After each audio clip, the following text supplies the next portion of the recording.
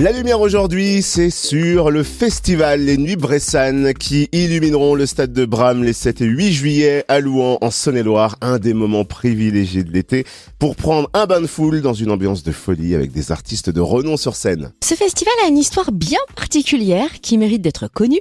On va donc revenir à ses débuts et évoquer les têtes d'affiche de cette nouvelle édition avec son créateur Dominique Prudent. Bonjour. Bonjour. Alors il est vrai que l'histoire de la naissance de ce festival est particulièrement belle et originale. Pour qui ne la connaîtrait pas, est-ce que vous voulez bien nous la raconter ? Il paraît que tout a commencé sur des pistes de ski, c'est vrai ?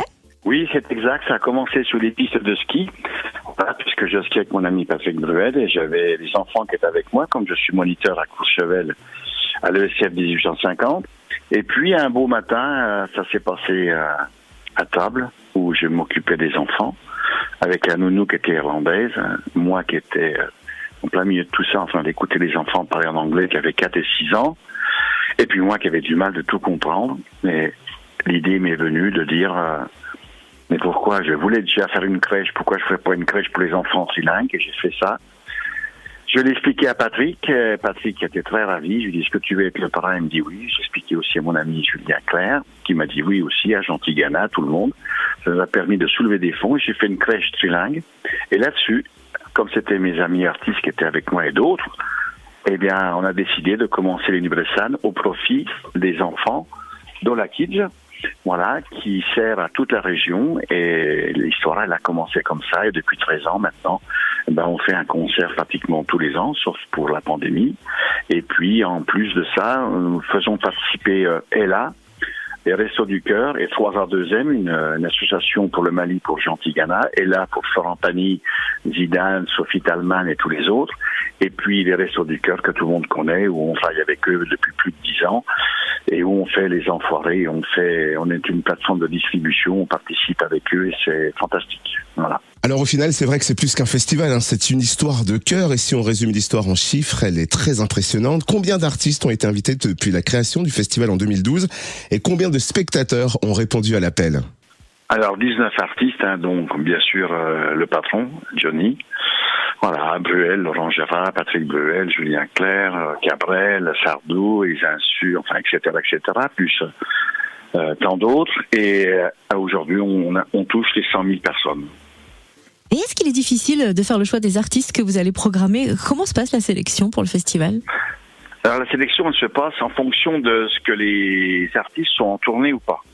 Si les artistes sont en tournée, on peut, avec bien sûr l'accord de la production, choisir qui on peut et qui on veut.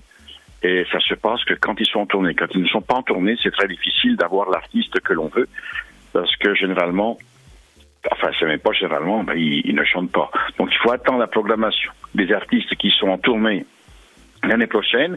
Là, on commence de savoir ceux qui vont l'être en tournée, puis après, il faut essayer de trouver une place parmi, aujourd'hui, les autres festivals qu'il y a partout en France.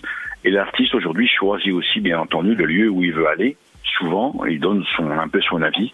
Et on a la chance quand même d'avoir aujourd'hui, depuis 13 ans, avec toute la venue de tous les artistes que je vous ai cités, et bien sûr plein d'autres, ça donne quand même une image de marque de notre festival pour les enfants qui est assez sympa, et les artistes nous donnent un gros clin d'œil, et quelquefois ça facilite la chose d'avoir eu le passé qu'on a eu et l'objectif que l'on a, mais on dépend bien sûr de la tournée des artistes de 2024. Et cette nouvelle édition des Nuits Bressanes promet un nouveau tourbillon d'émotions au vu des artistes programmés cette année, qui ouvre le festival vendredi 7 juillet. C'est notre ami mon ami et notre ami de toute la région, Florent Pagny avec Zazie. Voilà, qui Florent est en pleine forme, on l'a vu à la télé, on l'entend à la radio. Et c'est un honneur d'accueillir pour la deuxième fois l'artiste régional de l'étape, puisqu'il est de Chalon-sur-Saône. Voilà, il connaît très bien la région, il connaît très bien notre région, on se connaît très bien avec Florent.